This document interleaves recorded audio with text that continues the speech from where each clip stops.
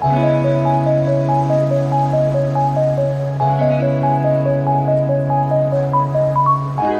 crew members are assigned to specific emergency roles as emergency exits during this procedure, galleys and toilets will remain closed.